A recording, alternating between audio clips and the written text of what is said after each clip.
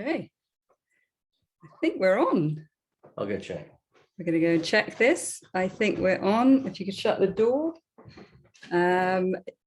If you have seen me, if you could just put in the chat box, if you're here with me, this is Camilla, and I can see I've got some participants, attendees. It looks like, yes, it looks like there's some people on.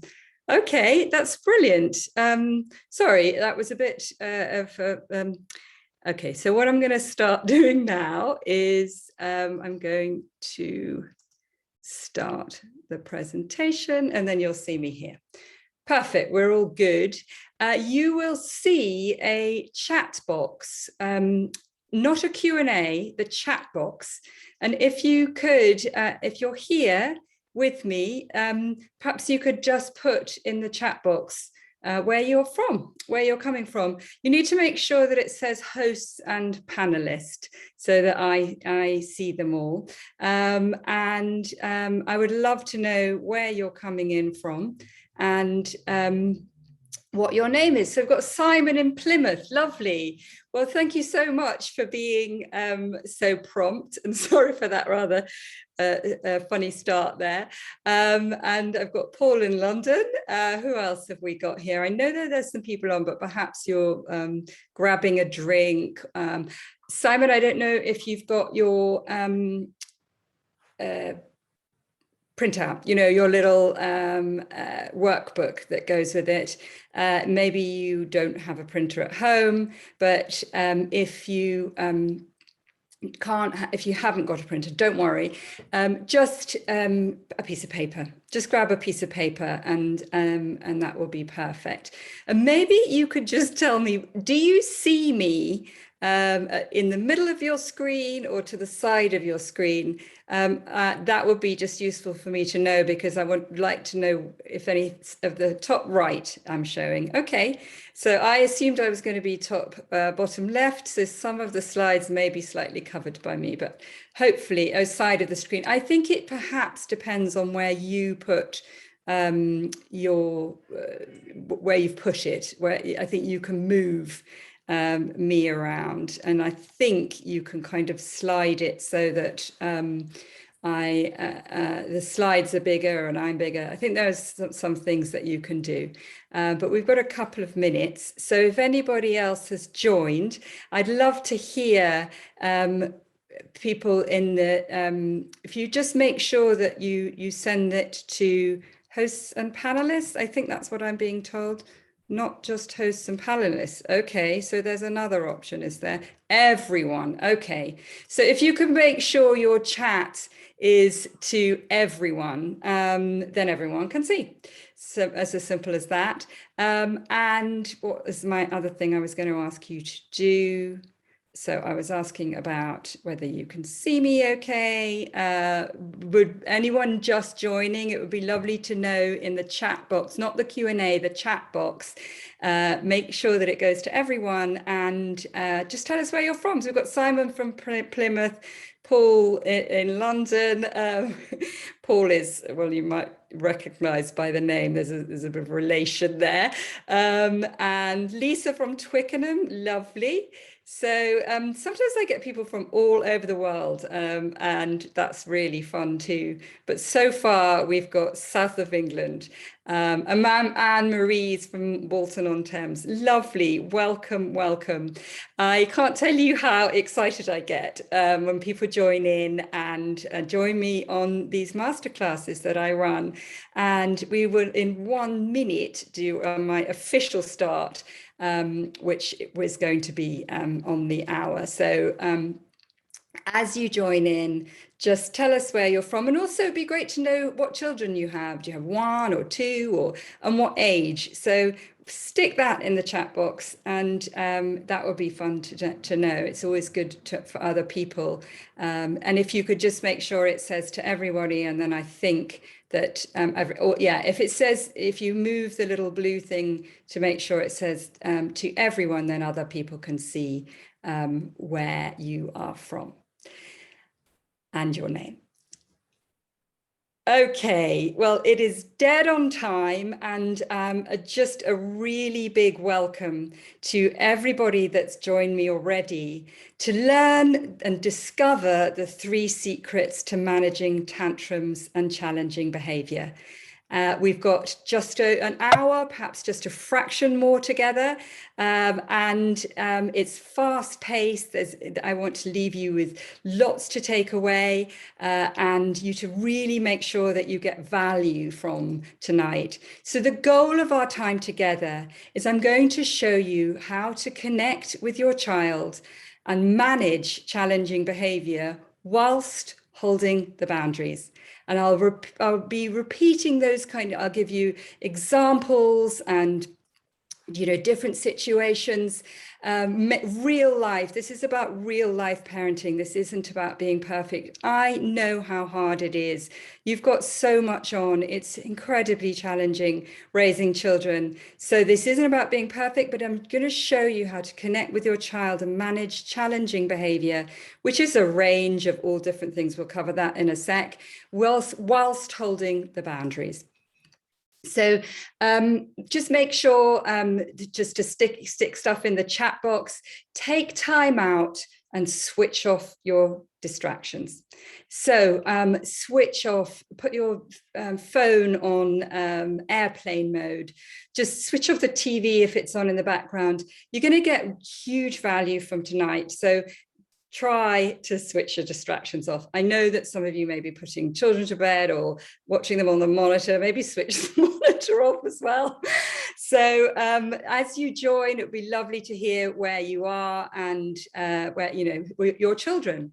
So listen, this is for you if you're open to new ideas. There's that saying, isn't there, that the sign of madness is doing the same thing over and over and expecting a different result. Well, if you're open to new ideas, I'm going to help you get different results. And I'd like to know, so again, engage in that chat box, make sure that everybody sees it. So who's having these kind of challenges? Again, I'm talking about real parenting, honesty. I've been there, I've seen it, I've experienced it myself. Children that won't listen to you. So if that's you, and this is probably the number one thing that parents complain to me about, my child just won't listen. So just give me a listen in the chat box, and make sure that it goes to everybody. Or maybe they say no, or they refuse to do things. So give me a no in the chat box if those are the kind of things you're experiencing. Maybe unpredictable tantrums and meltdowns. You just don't know when they're coming. They seem to come from nowhere. So put that in the chat box too. This is really about engaging and making sure that, I'm keeping you alert and awake and engaged. And the more engaged you are, the more you're going to take away. And it's, as I say, it's about tantrums and no's, tantrums coming from nowhere. We've got listening in the no's. Yeah. So you can see already that you're not alone. It will often feel like, you're the only one experiencing these things because perhaps you don't see other children doing it. So what about this? Rudeness, screaming, and I'm saying this with no judgment, yelling, hitting, aggression. Maybe they're being unkind perhaps to a sibling. Very often parents are saying, the older child is just really mean to the younger one, or it could be the other way around. Defiant. Anyone got a child with attitude? Sometimes we're calling it a three-nager. Anyone got those kind of things? I'm just not going to. You can't make me. That kind of attitude. All of the above, I'm getting. Maybe your child is being labeled as the bad one or the naughty one. Has anyone got that? Sometimes that can be within a family. You've got one very easy child and one who really is difficult, and you're describing them as naughty, and maybe you're telling them that they're naughty, or maybe you're saying, that's bad, you mustn't do that, it's a bad boy. Or maybe they're getting, or girl, maybe they're getting that kind of label from other children. So if that's you, let's just hear about it. And I understand how hard that is. I certainly had that. Who feels like this? Who feels like, let me just guess, you start off calm, can you put your shoes on, please? And then you sort of, you're seeing that time's running out and your child's not listening to you. And so you might say, Johnny, can you put your shoes on? Again, they're not listening. Maybe they've walked away by this point. And then you say, Johnny, we're going to be late. We're really going to be late. You need to get your shoes on. Will you please listen to me? And then you wind up shouting, just get your shoes on. Has anybody experienced that? I suspect you probably have, because I think, this is so common amongst parents. So if you've done the yelling, yeah, I've got people, Lisa's saying yes. If you say, shout or yell, stick that in the chat box too. I've got lots of yeses. Oh, and throwing things. Okay. What about this? Is this you if you really want to avoid the battles? You didn't have children. You didn't plan children. I know it. I know you didn't plan to have children in order to have battles and shout at them. You want them to listen to you without the shouting or the threats. So if that's you, just stick avoid battles in the chat box, or again, listen without the shout or threats. We've already, I know, talked about listening, but it's that feeling, I just don't want to be like this. I don't want life with my kids to be like this. This isn't why I had them. And this is for you. So stay with me. There's so much in this presentation. Would you like to have more joy from your children? So if that's you, just put joy in the chat box. And also understand them better. If you like this, the principles that I'm talking about compassion and boundaries, you'll want to understand your children better, but they're so confusing. They just do things that throw us. And we've got busy lives. My children are much older. I'll explain shortly about them, but I know what it's like. There's all the things to remember, the snacks to take, the emails to answer. There's the bedtimes, the food, everything. It sometimes feels completely overwhelming. But I know that you want to get more joy and you would like to understand your children better. But if that's you, just stick that in the chat box so other people will understand that you're there, and so are they probably. So this is being a compassionate parent. I've touched on it already, is the most effective way to build deep connection and have a harmonious relationship with your child. So deep connection and have a harmonious relationship with your child. What do I mean by connection? It's about really understanding them, having them feel like they just, you've got them. They feel understood. That's what connection is. We all know our child, but really knowing them deeply, and just having that sense of respect and love and support between you and your child. Well, certainly your support for them. So I'm Camilla. You've had a number of emails from me. So I think you know that my name is Camilla already. And you probably gathered that I'm passionate about parenting. I've been in the field for 20 years. I've worked with people in all kinds of different walks of life. I've worked with women living in hostels. I've worked with women with living multi-million-pound lifestyles. And you know what they really, and in between. And you know what the really interesting thing is? Situations can be utterly, totally different, but the issues are the same. And the issues is what I've been talking about, the frustrations and the wanting to do a better job. I'm also a mother of 4, and that massively informs the work that I do. I've worked in schools, I've done a lot of volunteering, I've worked in corporations, and I've done a lot of one-to-one. Thousands of parents have touched me, and I've touched their lives. And it's a total privilege to do the work that I do. So just a quick snapshot of my family many years ago there on the left, my boys, Nico and Felix. And then the girls came after that, Scarlett and Alice. And there they are on the right. They now range between 16 and 23, my goodness. I just, being a mother is such an incredible thing. and it is challenging, amazingly challenging. I think we all feel incredibly shocked when we have children about that responsibility and about how complex it is. And it still is with me. Do you know what? I still use almost on a, well, I think not even almost, on a daily basis, I still use the principles that I'm going to talk to you about tonight. So what's unique about me is that I believe in parenting with compassion, absolutely, with firm boundaries and tough love. And sometimes that tough love means being unpopular and just accepting that your child's going to say you're mean and you're nasty and I hate you, because we've got to stick to what we think is the best for them. And, you know, there's a really wonderful parent educator called Susan Stiffelman. She has a great expression. She says that as parents, we're captain of the ship and we need to be in charge. And if you think the captain of the ship has to make decisions that aren't always popular, but they're in charge and they've got the direction, they know where they're headed. And that's not always easy to do that or know that. So stick around to hear more. This is about taking action. And if you've just joined in, we'd love to hear in the chat box if you make sure that the little blue thing says to everyone, where are you from? Where and what are your children? So stick that in. But if you'd like to hear more action, stick around if you want to take action. You want to hear stuff that you can take action on.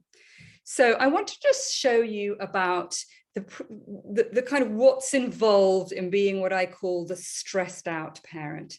If you're, you know, maybe you're not feeling totally stressed out, but I suspect that you're here because you're dealing with challenges, which can be really stressful.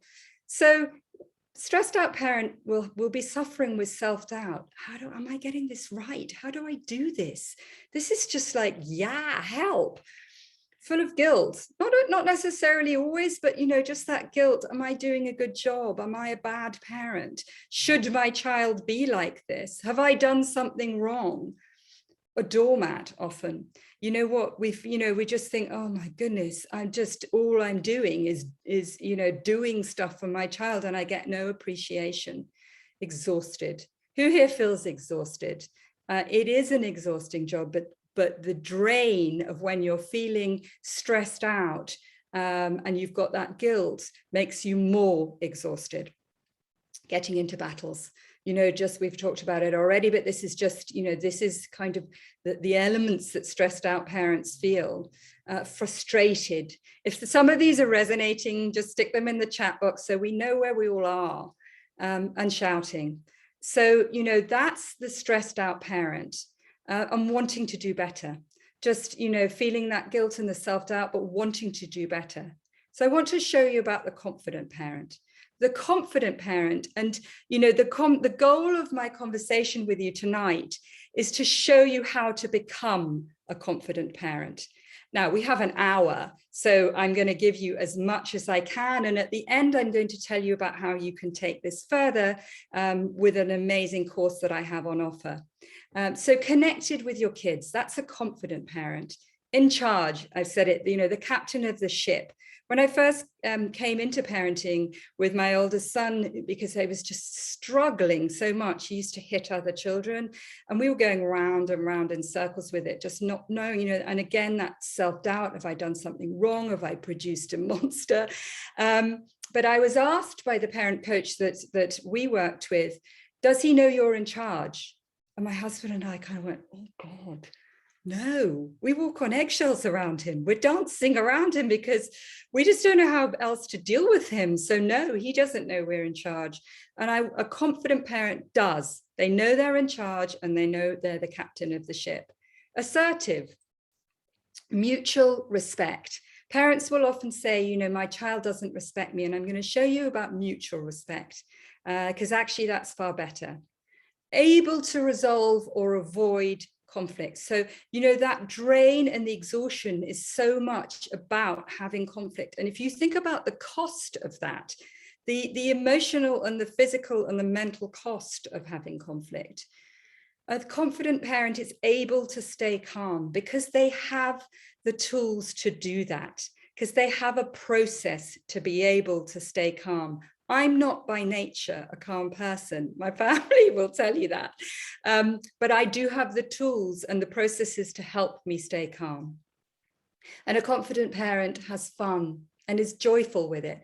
I'm not saying that you don't have joy with your kids, you definitely do, but it's about having more. And I know certainly when I first got support and help and did courses with parenting, I realized that the joy had been missing.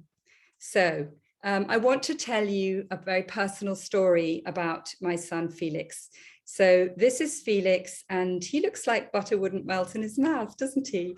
And you probably have that sometimes with your children. You know, they look so angelic, yet they can be so incredibly challenging. So it's June 2005, and we have a baby, Alice, who's a few months old, Scarlett, who's a toddler, Felix, who's 4 going on 5, and Nico, who's 7. And our friends invited us on holiday to France. We thought that would be a good idea. Yeah, except it just wasn't. Felix, from not very long into the holiday, it was like he sprouted horns. He was such an adorable child. He was loving and funny and sweet, and yet he could be so incredibly difficult. And on this holiday, it was just like the worst of him was coming out. I don't know if any of you have ever had that. In certain situations, or maybe with you, like the worst of your child is showing. And he was a bad sport. You know, they might be playing a game, and if he didn't win, he'd throw it down, throw the bat down, or push the game away. They had a paddling pool. He'd get in the paddling pool, and then he'd push anybody that came to try and get in the paddling pool with him. He'd push them away, or he'd push them into the pool if he was out of it. He was sat at dinner. It was just excruciating. He'd be served the dinner, and he'd say, "I'm not eating this," and he'd push that away. And my husband and I were just going round and round in circles with him. And we felt so embarrassed, and yet we weren't getting anywhere. We just didn't seem to be able to reach him. And one day we took them to the beach, and I found this photograph quite recently. This was taken just before we left the beach and we were going to come home. And look at him. I didn't even realize he's miserable, but how I saw it is that he's just difficult and demanding and rude and aggressive. And just after this, so on the way to the beach, we had a car with 3 rows of seats. And on the way to the beach, his turn was in the middle. I don't know if you've had this, if you've got more than one child, about all this, the taking turns. So his turn was to go in the middle row. That was the favored row. And on the way back, and his brother, Nico, the older one there, you can see who my kids are, can't you? His brother was in the back row on the way to the beach, and on the way back, they needed to swap. So he had been a bit tricky on the beach, but as we were getting towards the car, I said to my husband, "Look, you go ahead, get the others strapped in, and I'll bring Felix." Our friends were in parallel parked with us, and their kids were all strapped in nicely. It felt like their kids never did anything wrong. And as we're getting towards the car, he starts to kick off. "I'm not going in the middle seat. I'm not going in the back seat. It's not my turn. You can't make me. Get off me." And I'm trying to reason with him. "Felix, you know that it's your turn to go in the back." "I'm not going there. You're horrible. I hate you." He's screaming at me. My heart's starting to pound. My head's pounding as well. I'm sweating, and I'm dealing with this child that's just, that's screaming and shouting. And I started to make threats. "Felix, you won't be able to watch a movie when we get home." Then I flipped to, I thought perhaps a bribe might work. "Look, I've got some sweeties in my bag, and you can have a sweetie." Just nothing was working. And he was getting more and more irate and screaming more louder and louder. And I just wasn't going to get him in. I was by the car, but he was pushing away. And I was being observed, and that awful shame that you feel when you're being watched. I don't know if any of you have had this, but if you've had that shame, just stick shame in the chat box, because, when you're being observed by other parents. But I suddenly thought, this isn't about the car seat, and I need to do something different. So I took a deep breath, and, like I say, my heart was pounding and I was shaking, and I removed him from the car. And I went round the other side of the car so they couldn't see me, but they could hear his screaming. And I sat with him and I held him. I sat on the edge of the dusty car park, and this little sweaty boy carried on screaming and jerking, where they do that kind of bucking bronco thing. And I just held him and I told him that I loved him, because when children are like this, they hate themselves. They're out of control, and they need to know that we have unconditional love for them. But that's not easy to access. But I accessed what I knew about parenting. And the thing is, each child is so different. And we've got to parent the child we have, not the child, the easy one that we wish we had. So I sat with him and I just said, I think something else is bothering you, Felix. And, he could hardly hear me because he was so irate. But as I held him and told him I loved him, he calmed down a bit. And he started to cry. And then he said, they tease me, Mummy. And I thought, well, yeah, they probably do, because you're being such a pain. And I said, yeah, what's that about, Felix? And he said, they tease me about my pull-up. He was wearing a pull-up at night, and the two older boys had seen it, and they'd been using it as a weapon behind my back. Now, Felix was a reactive child. I don't blame those children. Children can, they're looking for reactions. They look for reactions for us, and they look for reactions for other children.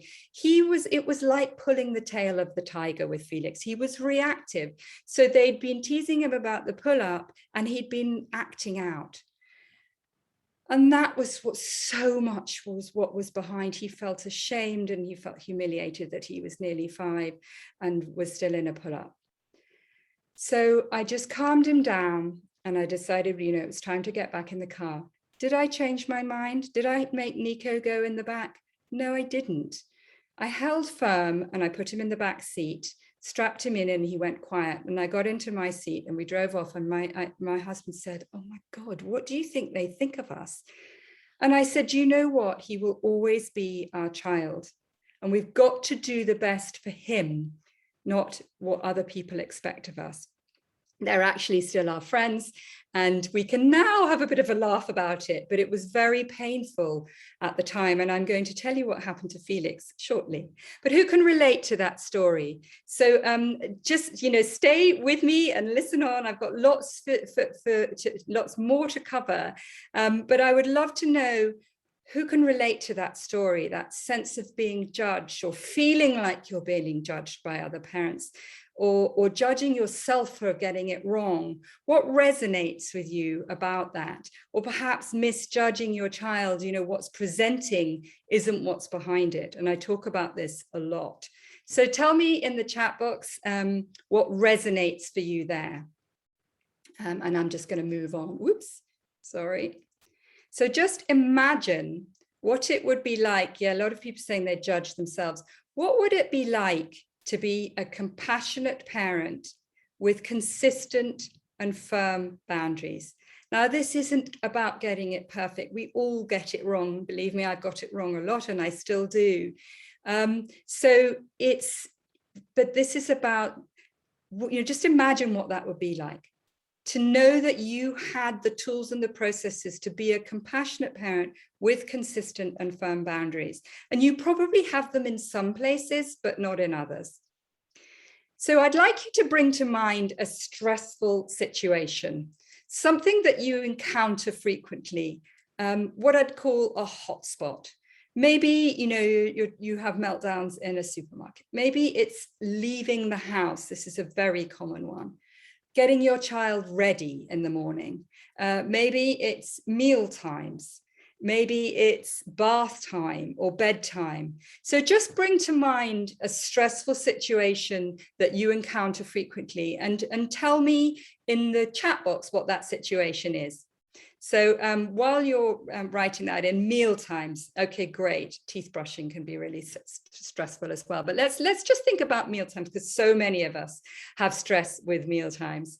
So if you've got your workbook that I sent you to print out, grab it, and you'll see along the x-axis it says your connection and your compassion. So this is the compassion cooperation matrix. And along the y-axis, it's kids' levels of cooperation. Okay, so let's think about that stressful mealtime or getting dressed. And if we think about the times when our connection and our compassion, we're just irritated by what our children are doing, and they're not cooperating. When we're in this quadrant, when our connection and compassion is low, and our kids aren't cooperating, usually what we're doing is nagging. We start off perhaps by asking calmly, and then we wind up by nagging. Will you just eat? Come on, you're being so slow. And no, you can't say yuck about my food. I've taken a long time over this, and you're just being ungrateful. We might go to shouting. Look, just eat it. Maybe we'll make hollow threats. I'm going to throw it all away, when you know that you're not. All right, there's no TV for a month. And very often what's happening then is our children are just ignoring us. They're carrying on playing up, not getting into their pajamas. Perhaps they're running circles around the room, and you're getting more and more irate. So, that your compassion and connection with your child is low, and you're not getting cooperation. Let's have a look at when you might get cooperation. So, you can never make a child eat. But that's one thing, they have a lot of power over us, because you can't make a child eat and you can't make them sleep. But let's just take the example I gave of the car. I could have used fear. I could have used force and really rammed him into that car seat. Or I could have used fear, got in and driven around the car park, left him there. He would have then got in, but he would have felt incredibly resentful, frightened of me, which I don't want. And I'd have never found out what was really behind it, because there is always something behind challenging behavior. And it's our job to learn how to figure that out, because it's not always easy. It's not always obvious at all. But what if your compassion and connection is high, but their cooperation is low? So that's when we would be giving in. That's when we might say that they've got to do something, they make a fuss about it, and maybe we're in a toy shop or a sweet shop or a supermarket, and we've said no, they have a tantrum on the floor, and we think, oh God, anything for a quiet life, have the chocolate. Who's done that? Maybe you have, maybe you haven't, but there may be other ways where you feel like you just, you're a bit too soft and you give in. The thing about that is it's very confusing for the child, because it puts them in charge, not you. And for their emotional security and their development, we need to be in charge. So let's just have a look at Quadrant 4. And this is where, our goal about being the confident parent, about this, this conversation about being a confident parent, this is Quadrant 4. And you may find that there are certain things. Does anybody here have no problem with bedtime? If that's you, just say, no problem with bedtime, or something else. Maybe you have no problem with meal times. I suspect when you have no problems, you are being consistent with your boundaries. You've got an emotional awareness of what your child needs, and you feel they respect you, they listen to you, and you feel connected. You're putting them to bed, you've got lots of cuddles and kisses, they're respecting the boundaries, they're staying in bed. Amazing, wonderful, you've got bedtime nailed, that's brilliant. And I suspect that there are other things that you haven't got nailed. But if you think about yourself around bedtime, you will be consistent with those boundaries. We will be aware of your child's emotional needs for bedtime. They respect the rules, they feel listened to and connected. So, but the hotspot, the thing that you brought to mind when I asked you to think about that hotspot, you will be in one of these other quadrants. And this is no judgment. I keep saying this, I really understand. So, yeah, so which quadrant, in your hotspot, let's just bring you back to the quadrants, which quadrant are you in? So just give me if you're being completely ignored and making hollow threats, that's number one. You won't be always in one. So you might find you actually write 1, 2, and 3 because you possibly are pendulum parenting. So that might be, you know, say, as people have mentioned, meal times. It might be, it's like, okay, you know, it's pasta, but I'll make you chicken nuggets instead, which is confusing if you've said, you know, if you wanted them to eat one meal. Or maybe, you know, you're using hollow threats. So people are saying a mix, you know, right, I'm going to just throw it away. Maybe you're using some fear, you know, or as I say, you can't force a child to eat, but maybe you're using some fear around a meal. So people are saying that they're in a mix, and that's what happens. We tend to, like I say, we tend to pendulum parent. But our goal is to think of us becoming a confident parent, which will be to stay in Quadrant 4. Just a quick one about how Felix turned out. So he's 21 now. He's left university and he's just got his first job. And I learned so much about dealing with challenges with Felix. I feel like if there's a God, he was sent to test everything. And we have a really close relationship. Back in May, he was doing finals, and it was bank holiday Monday. He was going to take a break, and he invited me to come to Nottingham, where he was at uni, and spend the day with him. And it was just so lovely. You know, we had a laugh. He asked for my advice. He shared with me his anxiety about his exams. He told me that he'd been eating better, because I'm always on about, you know, are you eating well? Make sure you get your veggies. And he said he'd been going to Asda and buying veggies. And we was just had this amazing time. And we have, with all our children, a close relationship, because you're in this for the long game. And, you know, what I'm so passionate about is helping parents see that the way they deal with their children now is going to have such a positive impact on their child when they mature, when they start to, you know, leave home. I mean, that sounds pretty crazy for you now. But honestly, the foundation, that nurturing that you do now, has such a positive effect on the way they turn out. So I want to tell you about secret number 1. This is one, we've got 3 most common mistakes. They're not particularly ranked, but one of the most common mistakes, or okay, I'm going to call it the first most common mistake, is misunderstanding and misinterpreting challenging behavior. So here are the kind of interpretations that we give challenging behavior. We say that they're being defiant, naughty, nasty, manipulative, lazy, unkind, difficult. We just, you know, we see the behavior as that. But maybe there's impulsivity. Maybe they feel very frustrated. Maybe they feel there's a lack of self-esteem. Maybe they're just strong-willed. Children, you know, children are strong-willed and they need to have a say, but we will misinterpret and misunderstand challenging behavior. So I'm going to just explain a little bit more about that. Tell me if are you still with me? Is this making sense to you? If it is, just give me a yes in the chat box. Are you thinking, yeah, okay, I get what she's saying. Some of this is really resonating. Excellent, great. So what happens when we misinterpret things?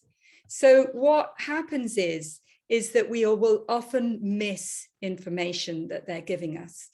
You know, if we think of you know, say I was thinking that Felix was just being defiant and naughty by not getting in the car, I'd missed that it wasn't about the car.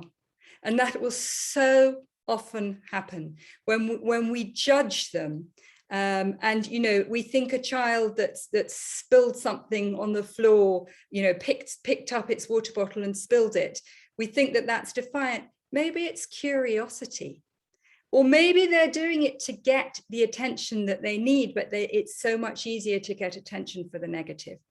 So, you know, we will often misinterpret things and we will label a child. But listen, who has responded well? Just think about a situation, perhaps you're in a new job or you've been in a new job. Just imagine that you're in a new job and you're finding it difficult and you don't quite know what you're supposed to be doing. And things aren't quite clear for you. And your boss responds to shouting at you when you haven't got that report that you were supposed to make. He judges you. I thought you were up to the job. He tells you off. Look, this is just not good enough. How would you respond to that? What would you think? Tell me in the chat box, if that was you being told off by something that perhaps you felt misjudged about. You didn't mean to not get that document out, but you were confused, or somebody else had asked you to do something. How would you feel? I know that I would feel resentful. I'd think F you then. And I would be pretty unwilling to go the extra mile and do what this person had asked me. Our children are like that. I know this sounds really hard to take, but honestly, repeatedly telling them off is going to make them feel resentful, and it disconnects them from us. I know, again, I'm going to say it a lot. It isn't easy because things roll off our tongue. We have a lot of imprinting from our way we were parented. Renata and Robert, just to give you a real life example, she was a stressed working mum, and that little boy looked so sweet, but he was in big trouble. He'd gone to a new school, and they thought it was going to be a brilliant school for him. And he had been banned from the school bus I think he'd been at the school about half a term. And then he got banned from the school bus for hitting another child. She had used threats, she had used punishments, and nothing was working to help Robert's behavior. Renata came on the program that I'm going to tell you about shortly, and stay with me because I've got lots more to tell you. And she learned the model of reflective listening, putting into words, and there's some very specific things around this, but putting into words and understanding and uncovering how Robert had been emotionally, what was going on for him. She got a lot out of him. She learned there were other things that she did to help Robert. And the amazing thing is, within 2 weeks of Renata accessing this material, Robert was awarded the best behaved child that week. Maybe it was 3 weeks, but it was no longer than that. She turned things around. Oh, and he was able to go back on the school bus. But the not being on the bus before she got the support meant that it was really massively costing her, because she was late for work every day because she had to drive him. She was stressed and not concentrating at work. So, these things do cost us. Write this down. Behavior improves when we catch the good. Now, you might say to me, Camilla, there's not a lot of good. I mean, I don't know how bad, how challenging your children are. But if you think about those difficult situations, those meal times when they're misbehaving and throwing the food and refusing to eat it and whining and complaining about it, and you think there's nothing to catch, but I promise you, write this down. Behavior improves when we catch the good. And there are some very specific ways of catching the good that make it even more impactful. I don't have time to go into all of that now, but believe me, behavior improves when we catch the good, and like I say, it's specifically when we catch it in a certain way. So how could you change and get a quick win? Write that in your book, in your notebook, if you have it there, your workbook, but also what could you do? Just stick in the chat box something that you could give you a quick win, some way of changing. So the second most common mistake, I move fast, you'll have noticed, is being inconsistent with unproven parenting strategies. Being inconsistent with unproven parenting strategies. Being consistent, parents tell me, is the hardest thing. I get it. I know that. We are often kind of lassoed by them because we forget what we've said they could or couldn't do. Sometimes we've got inconsistencies between parents. I get parents coming on my program that really are at loggerheads. Parents can split up over the stress of dealing with young children. So, it's serious stuff, but being inconsistent with unproven parenting strategies is a really common mistake. I mentioned already, we have imprinting. We just sort of, without realizing, we will do the kind of things that our parents did. Now, we may have a very different child to the way we are. So, the way we were. We may have been an easy child, and we may have a very challenging child. So, the strategies that our parents might have used, which might be to issue a threat, and we would shape up because we were frightened that we might get some kind of punishment, that may not work with your child. And the other thing is, our parents weren't taught. So, they weren't taught, and we know so much more about child development. But we're often just flip-flopping around with unproven parenting strategies. Being a consistent parent gives you confidence, and it gives your children security. And they need that emotional security from us. We guide them. And when we're consistent with them, it gives them that sense of security.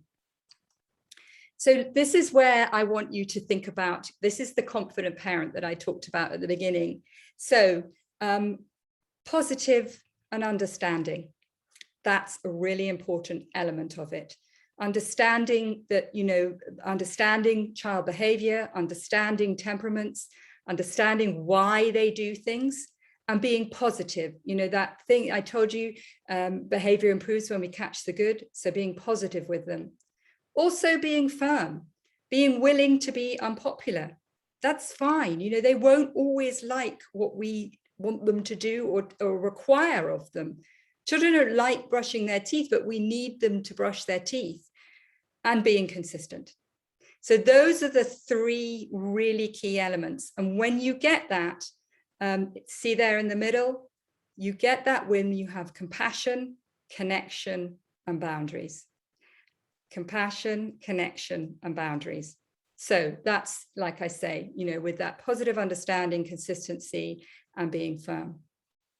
Becky was flip-flopping with her daughter, Eva, I think her daughter's name is. She's a lovely woman, Becky. She teaches other kids fitness. She's passionate about the work that she does with kids. But as parents who are teachers often find, with your own children, it's much harder. And she was finding it really hard with her little girl. So her older boy was the easy one, and the younger girl was the challenge. And she was having so many fights in the morning with her that it was really costing her a lot, late for work and turning up feeling stressed. I don't know if you have this morning fights, but think about other things that you have and the cost to you and to your relationship. She learned role play and reflective listening and some other principles that I teach and processes that I teach. And she said, you know what, it's made the biggest difference. She and her daughter have so much fun together. Her daughter feels so much more connected to Becky because she's changed her approach. So it's just wonderful. I love hearing these stories from people. So look at this little boy. So, we're thinking about unproven parenting strategies and being inconsistent. So he wants another hot chocolate. What do you do? If you've said you weren't going to give it to him. Now you could come down hard and say, look, that's it. No, right, we're out of here. Or maybe you just stand in his shoes a bit and think, you know what, he's so disappointed. He's not greedy. He's not trying to be difficult. He's just really disappointed that he couldn't have the hot chocolate. And so maybe you just put into words what that disappointment is like for him. And maybe you might use another tool that I teach is called wishes in fantasy, and give him and have get some imagination going about the things that he wishes could happen. And you can move a child on. Parents tell me the work that the stuff they learn from me is like witchcraft. They tell me it's unbelievable. They've learned the tools and they'll have their child having a meltdown in the shop wanting sweets. They'll use the tools and it's like witchcraft. It's like, oh, he stopped, he's fine, he's accepted it. So it's really great stuff. So what was helpful about that? What would you take away? And just pop in the chat box, something that you might take away. And I'm going to come on to secret 3. Assuming that you can wing it without training and support. Now, some of you are sending your children to school and nursery, I assume, or perhaps you've got some other form of childcare. Would you expect the person that's looking after your child to have no training and to have perhaps have had no mentoring when they were being trained? Would you go to take your child to a nurse or a doctor that wasn't trained? It's really amazing, isn't it? That when we have a child, we'll go through usually some kind of preparation for the birth, no matter what kind of birth you're having. We might get some support afterwards about feeding that child. And then we think we're supposed to know it. We just wing it. Did anybody here get support with sleep? Because that's quite a common thing. Parents will often think, oh yeah, I need to get some support with sleep because we need our sleep. But then, other support, other training and support in parenting, we assume we should just wing it. Okay, well, I just muddle along. But I'm a massive believer that, winging it isn't the best way, because winging it doesn't, there are so many things that you could do better with training and support. Children are sponges. They really are sponges. We just so often don't realize this. But the good news is they're sponges for the good. Write this down. Children are sponges. Tell other people. They are constantly watching and picking up on our body language, our tone of voice, the things we say to them. Who's heard the telling off come out of your child's mouth? The telling off that you've been giving them. Who's heard that come out to you, back at you, or your, yep, someone's saying, or, maybe to their toys or to another child? They're picking up on this all the time. But the good news is you change your approach to them and the good comes back. I remember driving with my daughter. She was little, she was about 3, and pre-sat nav. I was getting lost trying to look at the A to Z and getting, really in a sweat about being late. She pipes up from the back of the car. It's really hard, Mummy, when you don't know where you're going, but you're doing a really good job, because I think we're probably nearly there. They're sponges. I had been saying that kind of thing to her, and it comes back. So the more good we put in, the more good comes out. Kirsty was at her wit's end. She's a mum of 2, and she was on maternity leave. She had added an awful lot of expense into their household expenses by sending Nina to nursery 4 days a week when she didn't actually need to, because she was at home. Now, there's no judgment if you want to do that. She didn't actually want to. But Nina was so demanding and so jealous of baby Rory that Kirsty just couldn't handle her. She was getting cross, telling her off. She felt so sad about her relationship with Nina, and also guilty and drained by it. She learned something that I teach in my program called the 3 C's. It's about connecting. Oh my goodness, I knew I was going to do this. I was going to forget what my 3 C's are. Staying calm, staying connected, and giving choices within limits. And that was one of the things that really helped to turn Nina around. She told me recently, it's so nice. She can leave them to play together. She can go off into the kitchen and make their lunch and know that they're going to play happily. They don't always play happily, but Nina, will say, oh, Mummy, Rory's stood up just now and I'm a bit worried that he might pull the cloth on the table. So she's looking out for him. So different to how it was. A skilled and informed parent is going to raise a resilient and emotionally balanced child. When we're skilled, and think about a great teacher, a skilled and informed teacher will teach our children in such a way they'll inspire them, they'll get the best out of them. A skilled and informed parent will raise an emotionally resilient and emotionally balanced and resilient child. Our children need to be resilient. They already are, and they will be faced with an awful lot of challenges. Things that they have to stand up for themselves. They have to get over stuff that's disappointing.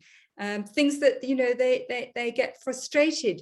We need them to be resilient, to be able to know that they're okay as their core, and they can bounce back. So a skilled and informed parent will help that. Tessa and Miles were really struggling. I'm not going to tell you actually any more about them because I want to just carry on. But, just to summarize, Tessa was on maternity leave, feeling isolated, no support, and just not knowing how to deal with Edward because she was just having so many battles. She learned what to do, and this particularly descriptive praise was a game changer for her. She said, Edward's so proud of himself now, and there they are pictured. So just to remind you, if we're wanting to be that confident parent, it's about having those consistent boundaries, having the emotional awareness of what our children need, and being able to interpret the behavior that we're seeing and being able to help them out of it. And that gives them respect for us. That helps them to listen to us and feel connected with us. It also helps us show respect to them and listen to them. It's kind of a virtuous circle.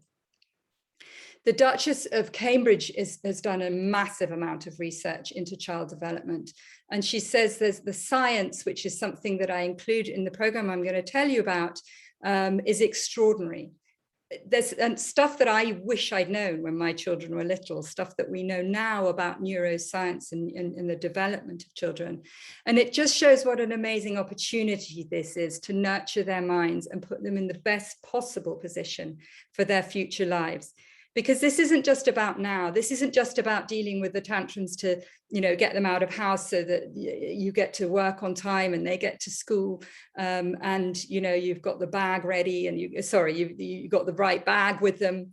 This is about their future, because your responsibility is to raise a healthy and resilient child. And I know that feels like a lot when we've got so much on, but actually some of it is so easy. You wouldn't believe how quickly and dramatically, transformationally it works.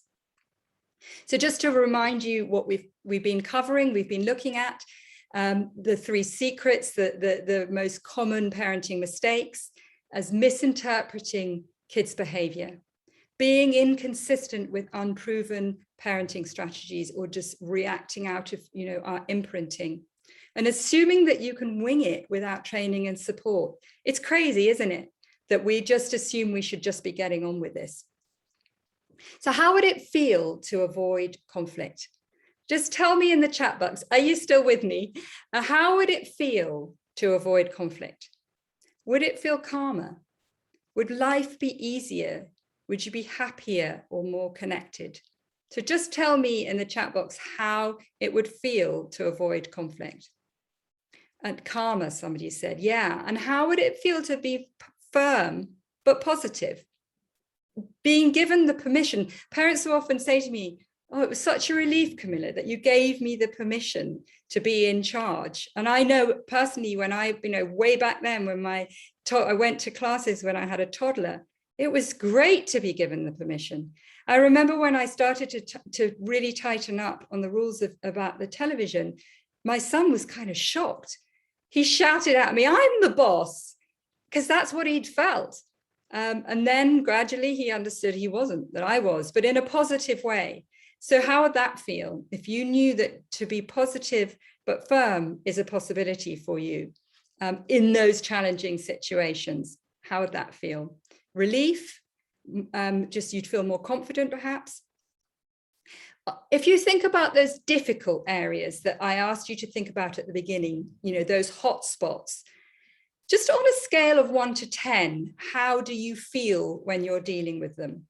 That's, that perhaps when you're being nagged over and over to buy your child sweets, or you're in the playground and you're in a hurry to leave and they just totally and utterly ignore you. Or you're trying to get them to eat and they're messing you around. How skilled do you feel then? Just give me on a scale of 1 to 10, 1 being like, I really just don't know what I'm doing.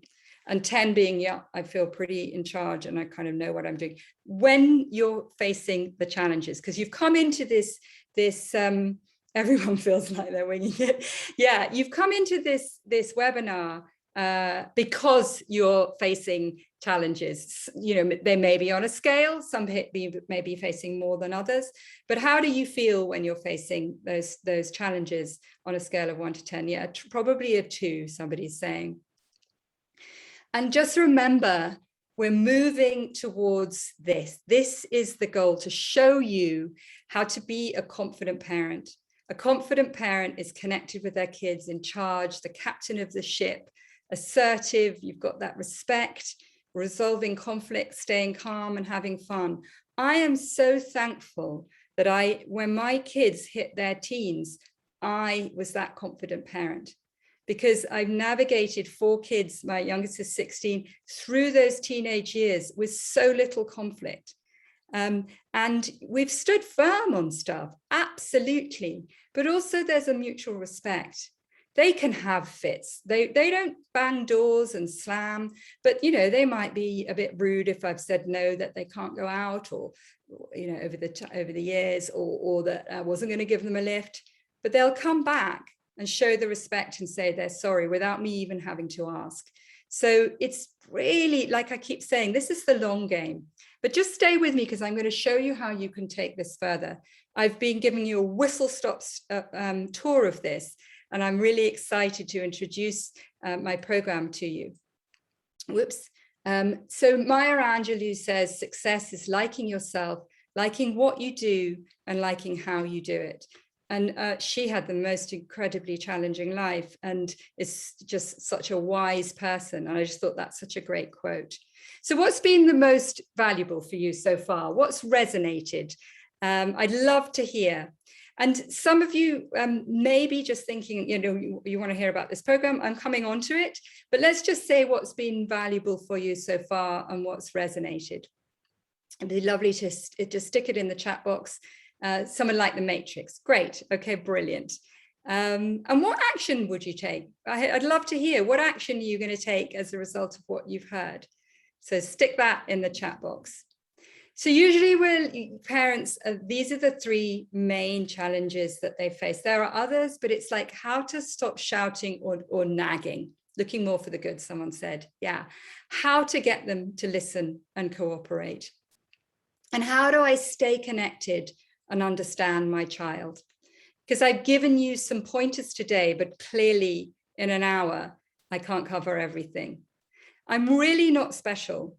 Honestly, I've navigated these teenage years, not because I'm this amazing parent, but because I've just learned the processes that are just so important for raising children, and I teach them to others. And the amazing thing is, it took me way longer. When I teach parents now, I fast track them. They get things so quickly because I've learned from my mistakes. I've invested an enormous amount of time and money into my training, and I tested out everything that I teach parents on my own kids. And like I say, one of them was so challenging.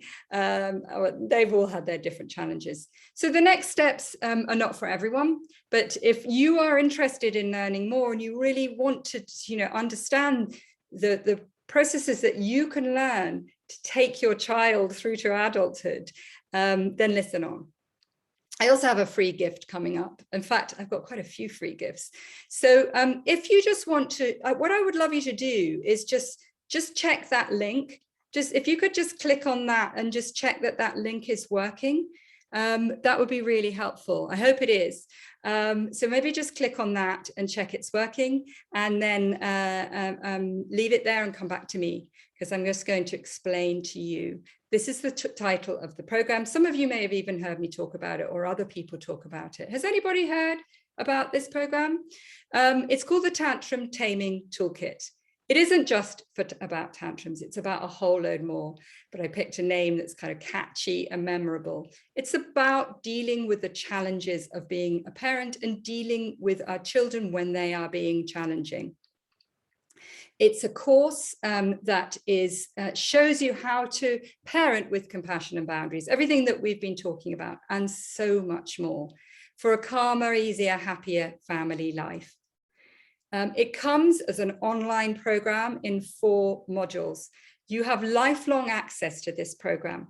So you can watch these modules. It's designed for busy parents in really short bursts. So they're between each lesson in the 4 modules. There's about 4 or 5 lessons within each module.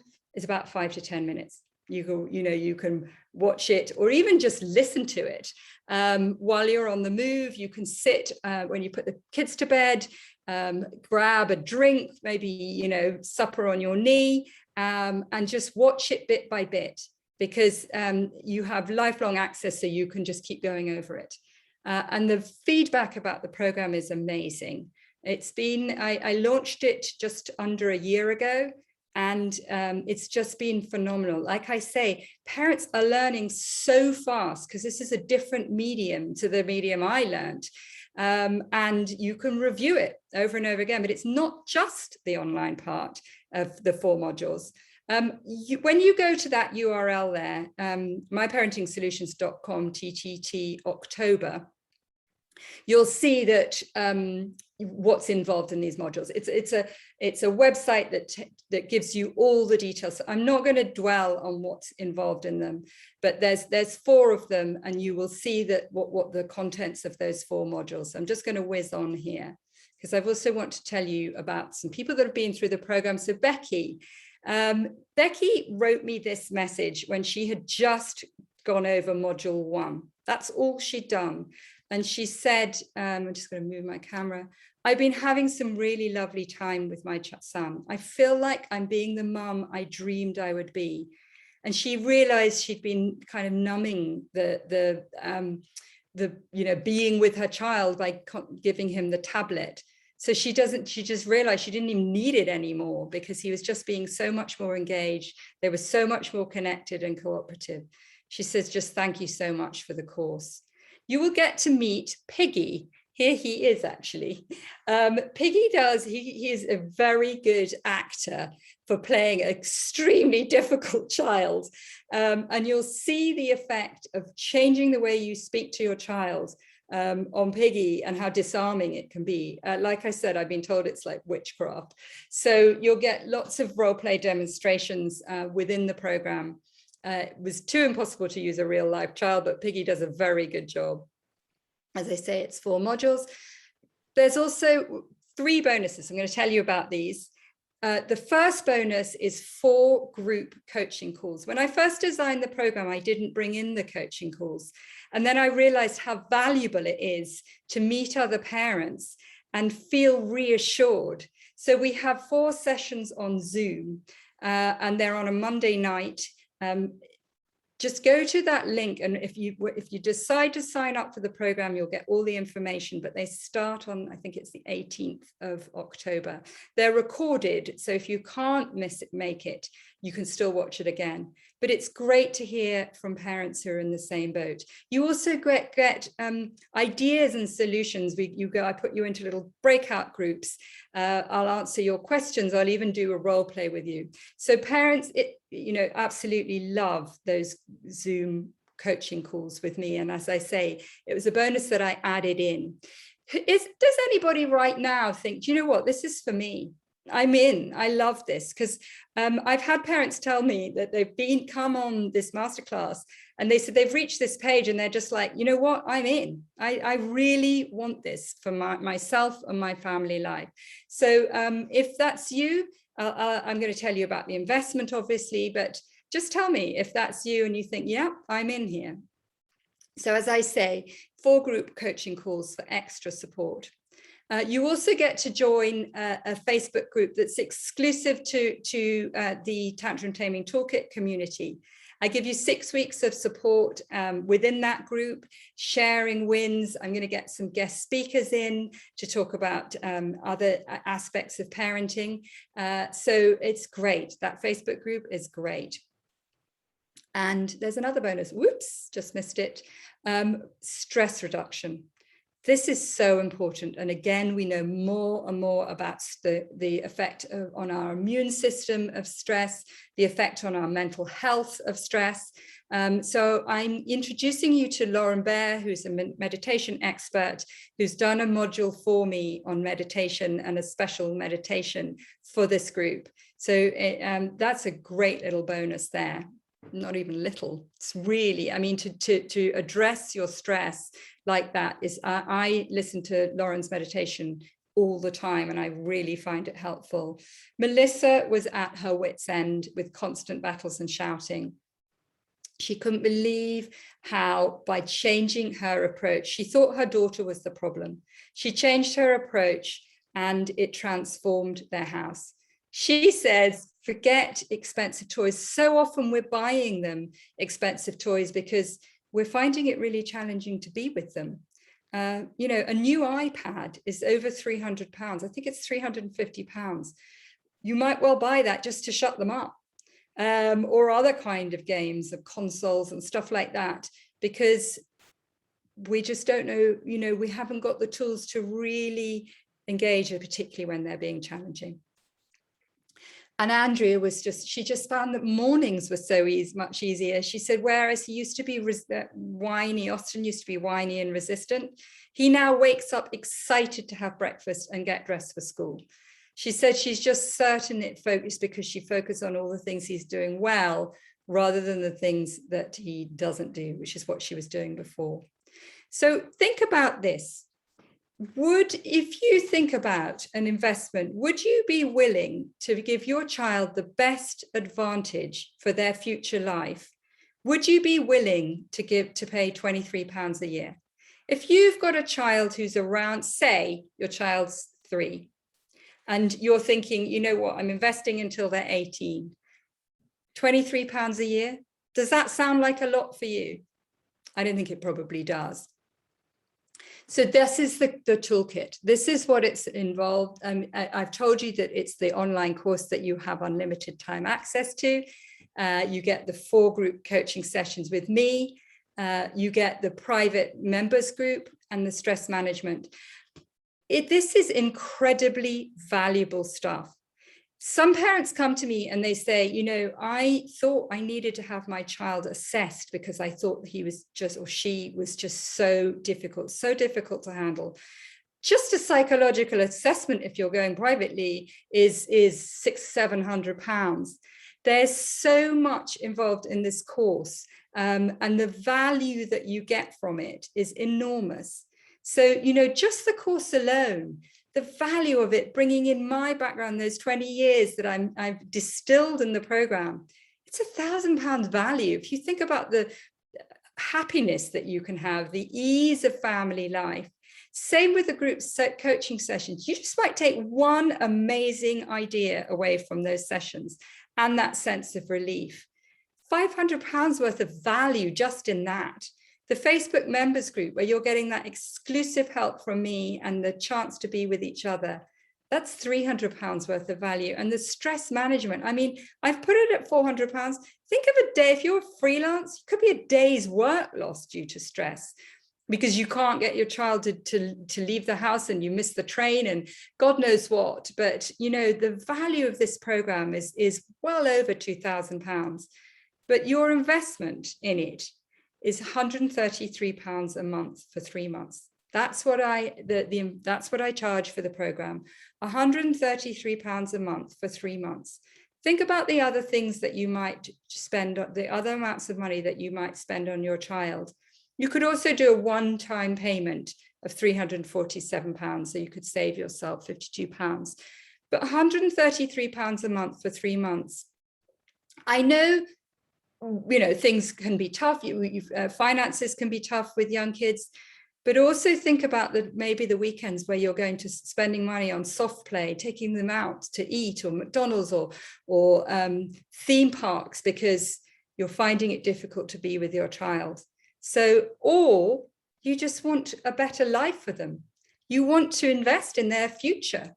So really, £133 a month for 3 months is so little when you put it into context like that. And I really hope that you're going to join me in the program, the TTT October. So this program comes out 4 times a year.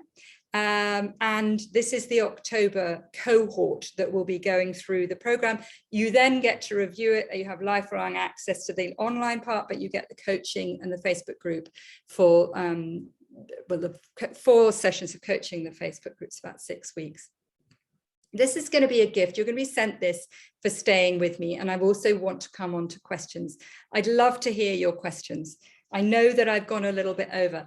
I practiced this as a run through twice and I kept myself under an hour, but it's very hard to do that. So I'm really appreciative that you're still here and you're still interested to hear more and learn more. because you really want to invest in your child's future. So anyone who joins tonight, if you want to take the leap tonight, the program will only, the enrollment is only open for the next 7 days, but if you want to take the leap tonight, there's some extra bonuses.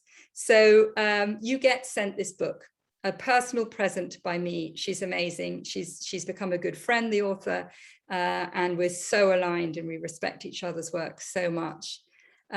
It's this, as I say, that's the payment, that's the investment, £133 or £347 as a one-off.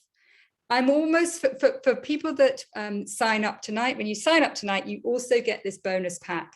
These are printable flashcards with summaries of all the different ways of speaking to your child to bring out the best in them and to develop that emotional intelligence in your child. And somebody's saying here, she's already on the course and it's so worth it. Thank you, Serena. That's really great. And I'm so glad you're here. I didn't realize you were.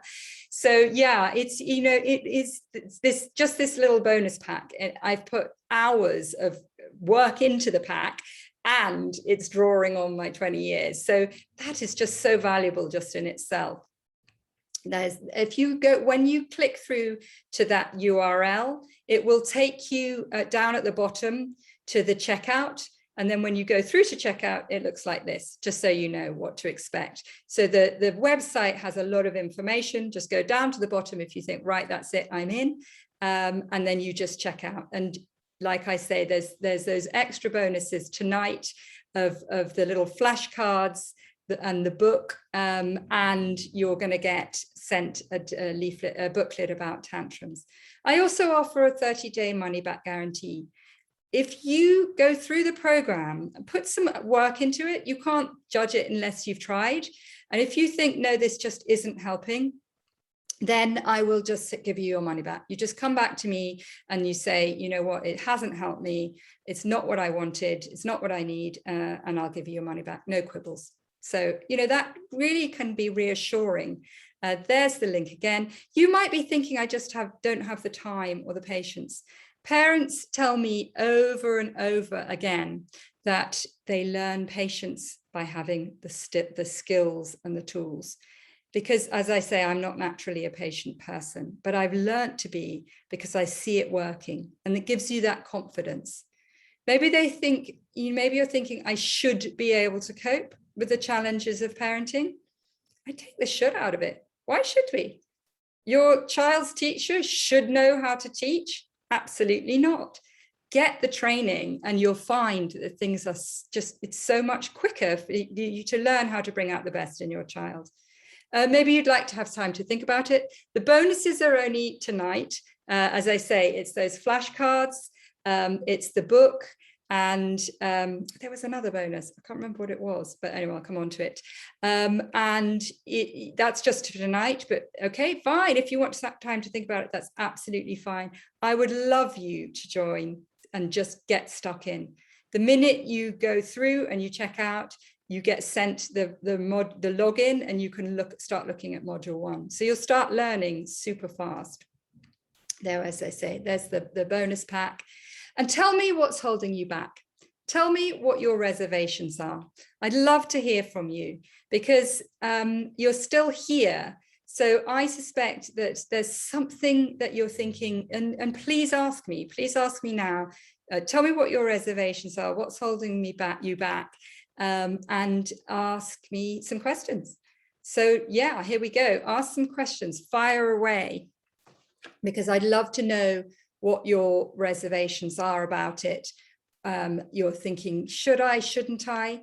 So I've got a question here. My child just doesn't listen. I think that she's got ADHD, or I'm not sure, but my child doesn't listen. So do you know what?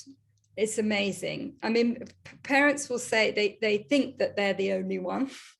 And they think that their child is extra specially difficult. They are, you know, some children are more easy to manage than others.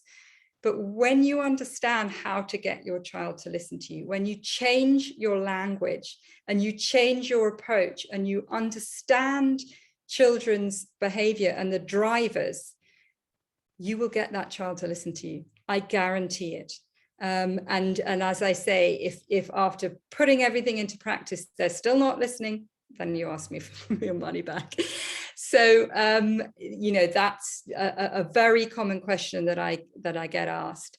Another question is, my child's not that difficult. Is this going to be valuable for me? Absolutely, because these are principles that you're going to take through to adulthood. So you're going to see your child will often change, and they will throw up, you know, different things, and they may, some other challenges may come forward.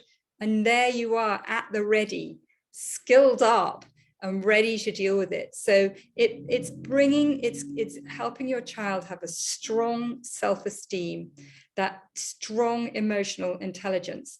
They don't have to be difficult to need that. They all need that. They all need to believe in themselves, and they all need to have strong self-esteem and high emotional intelligence. And we can do that by how we approach them. Any other questions? Anything that you'd like to ask me? Any reservations? A really common one is parents say they haven't got the time. And I'll say, how long does it take you when you argue with your child? When you're delayed to leave the house? When you feel stressed because they're not going to bed or getting in the bath or getting out of the bath? When you're in a shop and you have to leave without having done the shopping because your child's having a meltdown about wanting something? So, you know, those are the kind of time-consuming experiences that we have with our children. And actually, you know, instead of flicking through Instagram or watching a YouTube, you put on the program in your own time, or you might listen to it on your way to work or something like that. You find the time. Don't know if you've ever read a really good book. It's amazing how you find the time to read it, or a program that you want to watch. So you will find the time, and you know, once you get going and see the results, you become really committed to it. What if my child doesn't have tantrums? You're calling this course the Tantrum Toolkit. Absolutely, you don't have to have a child having those full-blown, you know, foot and fists pounding kind of tantrums. But every child has challenging behavior, and it's about having the tools to know how to deal with it. So no, you don't have to have a child that's having tantrums, but you do have to want to invest in your child and, you know, give them the best start in life. So that's another question. Anything else that I can answer?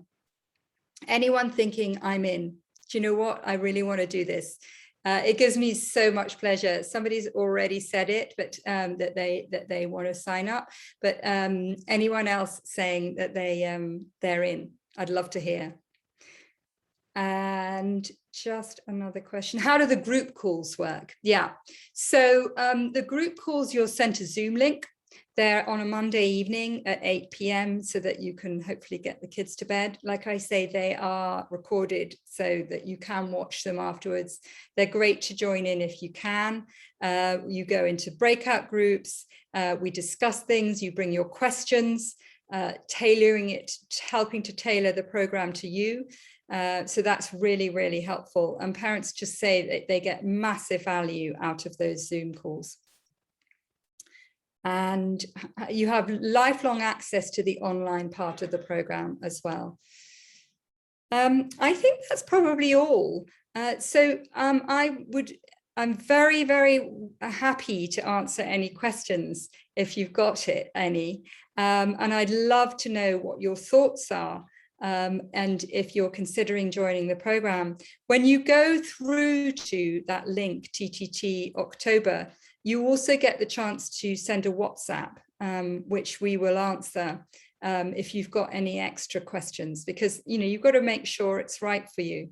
But I personally know how incredibly valuable the program is and how it fast tracks the learning and the impact that you have on your child in such a positive way. So I'm, you know, just so confident, which is why I offer that money back guarantee. But just, you know, just think about, are you willing to invest in your child's future? £23 a year for the next 15 years. If you know, if you think of it spread out like that, it's just nothing. It's few cups of tea. So that's your investment, £133 a month for 3 months, or a one-time payment of £347. And you are getting tremendous value for this program. I'm really not exaggerating when I say the value that you get, the time element, the stress element, the fun that you have, the engagement that you have. It's really is phenomenal. And I would just so encourage you, if you're considering it, to invest. So, and like I say, sign up tonight and you will get these fabulous flashcards. They really are great, and I've taken a long time and a lot of precision over making them. And you'll get the extra book. So there we go. Any other questions? Anything else that you would like to ask me? Let's see. Okay. What I would suggest you do is just click on that link, open up the page, and then you'll be able to hear, you'll be able to read all the benefits of the program. You've got some video testimonials, some written testimonials, and you'll understand exactly what's in it. And then if you're called to invest in it tonight, you will get those extra gifts. So, and then you can start straight away. You can start watching it whenever you're ready. And then you'll be sent all the kind of information about the calls and everything. So I think I'm going to end now. And just thank you so much for joining me. Thank you so much for engaging in the chat box. It's been really lovely to see everybody's activities. And I would absolutely love to have you join me on the Tantrum Taming Toolkit. So thank you. How do I end this? Hold on a minute. Stop, share, and end.